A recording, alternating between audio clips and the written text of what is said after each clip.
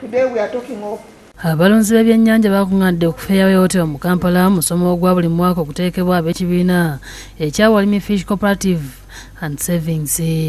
Abalonzi basomeseddwa abakugu okuva mu minisitule y'ebyobulimi ku nnunda ey'omulembe n'okulwanyisa endwadde eziyinza okulemesa okulunda ebyennyanja byabwe ne bikula. We also want to promote consumption of fish products. You are aware of the benefits that are associated with fish.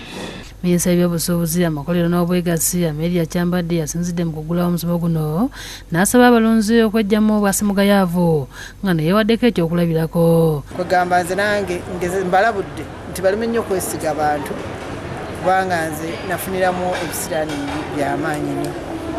Kuba omuntu yantundako ebyennyanja n'akola atya n'akola obusolo bungi naye nze neŋŋamba nti buli omu agezeeko okufuna obukugu obwo era y'ensonga nange lwaki kati nteekamu nnyo amaanyi. Thomas Musoke omu ku batandisi b'ekibiina kino akukkulumidde abasuubuzi abafootola abalonzi b'ebyennyanja era ng'ebizibu bino bimu ku ebyo ekibiina kino bikirwanyisa. Ng'ebyennyanja ebiva mu bidiba abantu babigaya bagamba biwunya ebbumba bikira biki ne babijeregajerega ne tufiirwa kinene nnyo kyenava ngamba bannange balimi bannange ne mobilizinga ne mbaga ne tukole ekibiina cooperative society tweyambe.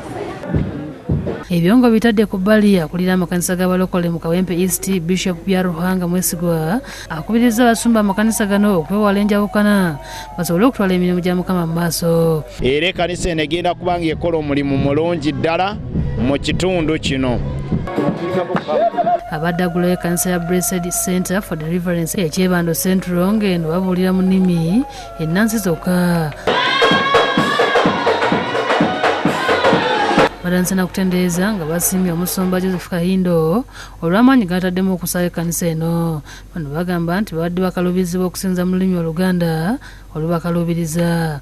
Nitubendeza amani, nitubendeza n'obuhangazi mu ndimi zona nituzaakira aha Blessed Center.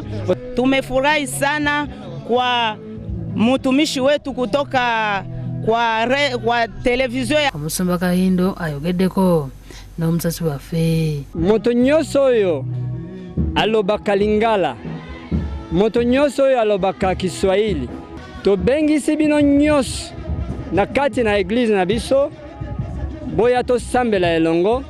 Kenneth Nyombi ne Anes Chaze bakusakidde eggulire lino ku Lwabukedde TV.